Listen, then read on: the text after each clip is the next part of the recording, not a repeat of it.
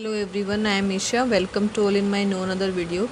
Now we start chapter number 3rd, class 10th, pair of linear equation in two variables, right? So आज हम इस chapter का introduction करेंगे कि इसमें लीनियर इक्वेशन क्या है, pairs of linear equation in two variable कैसे हैं, उनको सॉल्यूशन जो है वो कैसे होता है, राइट? ये सब हम इस वीडियो में डिस्कस करेंगे. सो देखिए सेकंड चैप्टर पॉलिनोमियल्स में हमने पढ़ा था कि लीनियर इक्वेशन क्या होती है. लीनियर मतलब जिसकी जो डिग्री है वो क्या होनी चाहिए, 1. लीनियर मतलब 1 होनी चाहिए हाईएस्ट पावर इक्वेशन के अंदर.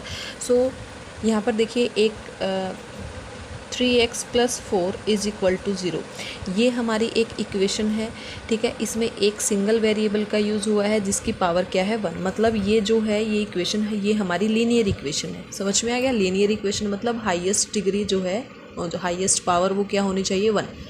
लेकिन इसने बोला है linear equation in two variable. Linear equation तो होनी चाहिए बट वेरिएबल्स का जो है टू वेरिएबल का यूज होना चाहिए. इनकी पावर जो है वो 1 होनी चाहिए. एक्स एंड वाई दो वेरिएबल का यूज हुआ है, तो ये हमारी इक्वेशन बन गई linear equation in two variable, right. इसके बाद इसने बोला है pair of linear equation. Pair मतलब हमारे पास दो इक्वेशन होनी चाहिए. जैसे मैंने ये लिख दिया, ये हमारे पास दो इक्वेशन होगी, मतलब पेयर ऑफ इक्वेशंस हो गया. Pair of linear equation in two variable, ये पेयर है हमारा linear equation in two variable का. समझ में आ गया? इनको हम बोलेंगे, क्या बोलेंगे इनको, pair of linear equation in two variable. ये पेयर है, जोड़ा है ये linear equation in two variable का, राइट. तो इनकी जो स्टैंडर्ड फॉर्म है वो क्या होती है, a1x + b1y + c = 0, a2x + b2y + c2, ये c1 है, = 0. एक्स एंड वाई तो क्या है, इन दोनों इक्वेशन में वेरिएबल है.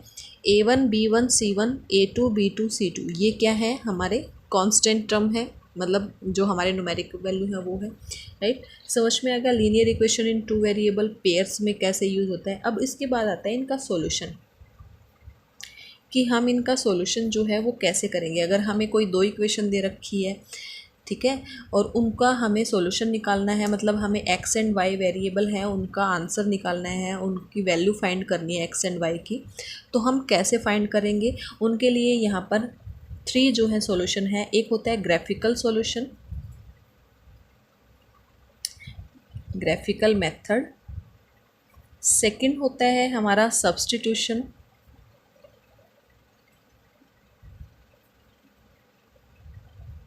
मेथड. नेक्स्ट होता है थर्ड इज एलिमिनेटिंग मेथड. समझ में आ गया? हम 3 टाइप से इनसे डील करके दोनों इक्वेशन से हम एक्स एंड वाई वेरिएबल का क्या निकालते हैं, आंसर निकालते हैं, वैल्यू फाइंड करते हैं. ग्राफिकल मेथड से, सब्स्टिट्यूशन मेथड से एंड एलिमिनेशन से. तो इनका हम कैसे यूज़ करते हैं उसको समझते हैं. सो ग्राफिकल मेथड को हम कैसे रिसोल्व करते हैं, जैसे हमें कोई भी दो इक्वेशन दे रखे हैं टू वेरिएबल में, a1x + b1y + c1 = 0 and a2x + b2y + c2 = 0. तो इसको सोल्व करने का क्या है, अगर आपका a1/a2, इनको हम फ्रैक्शन में लेंगे, a1/a2 is not equal b1/b2. अगर ये हमारी कंडीशन है कि a1/a2 और b1/b2 फ्रैक्शन करने के बाद ये आपस में बराबर नहीं आ रही हैं, तो ग्राफिकल में ग्राफ जो रिप्रेजेंटेशन होगी, जो ग्राफ बनाएंगे, उसमें ये जो इन दोनों की जो लाइन बनेंगी वो क्या है, इंटरसेक्टिंग लाइन होगी, एक दूसरे को आपस में इस तरीके से कहीं एक पर्टिकुलर पॉइंट पर कट करेंगे, राइट. तो अगर ऐसी कोई कंडीशन है तो वहाँ पर हमारा सॉल्यूशन क्या होगा, एक सॉल्यूशन निकलेगा. मतलब एक्स और वाई का जो हमारा सॉल्यूशन निकलेगा वो एक ही सॉल्यूशन होगा, एक्स की और वाई की वैल्यू एक ही निकलेगी, राइट. नेक्स्ट है, अगर a1/a2, b1/b2 एंड c1/c2 ये तीनों हमारी इक्वेशन बराबर आती हैं. समझ में आया?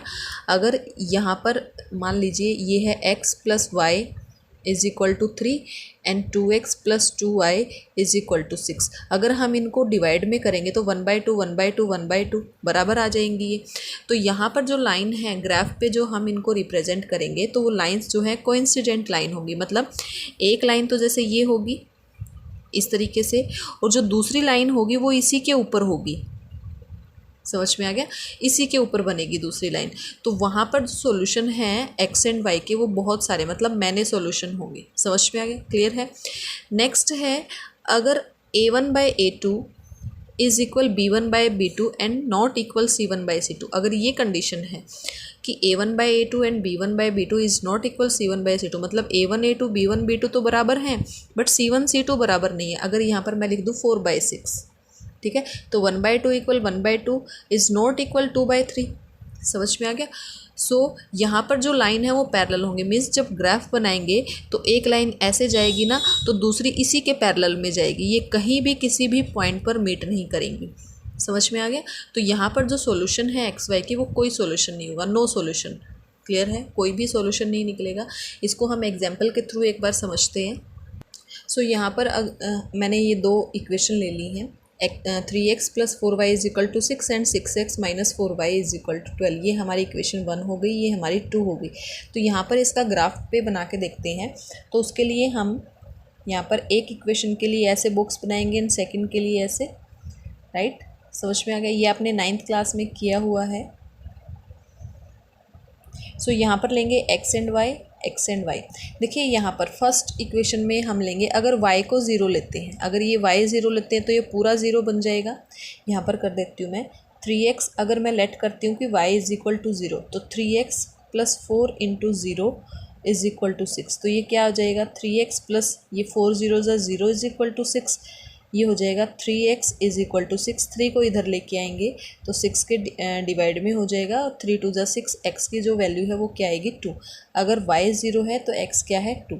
सेम इसी तरीके से अगर हम लेते हैं, हमने ले लिया y को, y = 3, y को 3 ले लिया, तो ये हो जाएगा 3x + 4 × 3 = 6।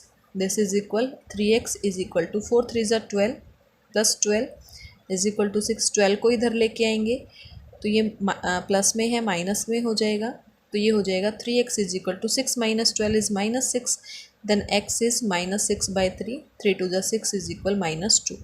अगर हम y को 3 ले रहे हैं तो x क्या आ रहा है, -2। समझ में आ गया। सेम इसी तरीके से यहाँ पर करेंगे हमने लेट कर लिया सेकेंड इक्वेशन में कि y जो है वो 0 है, तो ये क्या बन जाएगा, 6x - 4 × 0 = 12। 6x इज़ ये तो 0 बन गया और इक्वल में क्या बच गया, 12। 6 को इधर लेके आएंगे, मल्टीप्लाई में डिवाइड में हो जाएगा, कट जाएगा, और x किसके इक्वल आएगा, 2 के। तो y 0 है, देन x इज़ 2। नेक्स्ट हम करते हैं, अगर हम लेट करते हैं कि y = कुछ भी लेट कर लो आप, 1 लेट कर लो, 2 लेट कर लो। अगर मैं यहाँ पर y की वैल्यू को 3 पुट करती हूँ, y इज़ 3, तो ये हो जाएगा 6x - 4 × 3 = 12। 6x - 4 3 = 12 = 12। 6x = 12 को उधर लेके जाएंगे, माइनस का है प्लस में हो जाएगा, 12 एंड 12 इज़ 24। 6 को इधर लेके जाएंगे तो 24 के डिवाइड में हो जाएगा, और x की जो वैल्यू है वो क्या आएगी, 4। तो y को हमने 3 लिया तो x क्या आ गया हमारा, 4। समझ में आ गया। सो इसी के बेस पर हम यहाँ पर ग्राफ बनाएंगे। सो ये ग्राफ बनाया है। फर्स्ट में देखिए x is 2 and y is 0, x 2 है y 0 है, तो ये पॉइंट आएगा हमारा, ये होगा हमारा 2 एंड 0।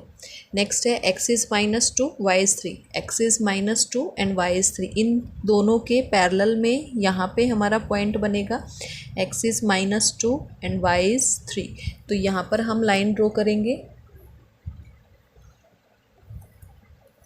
इस तरीके से। समझ में आ गया। नेक्स्ट देखिए x is 2 and y is 0, x is 2 and y is 0, same point बनेगा। नेक्स्ट है x is 4 and y is 3, x 4 है और y 3 है, यहाँ पे बनेगा पॉइंट 4 एंड 3 का। अभी इनको दोनों को हम मीट करेंगे, दोनों पॉइंट्स को। तो देखिए यहाँ पर ये पॉइंट हमारा, दोनों लाइन जो है इस पॉइंट पर इंटरसेक्ट कर रही है, तो यही हमारा सॉल्यूशन होगा। x जो है वो होगा हमारा 2 एंड y जो है वो हमारा क्या होगा, 0। समझ में आ गया।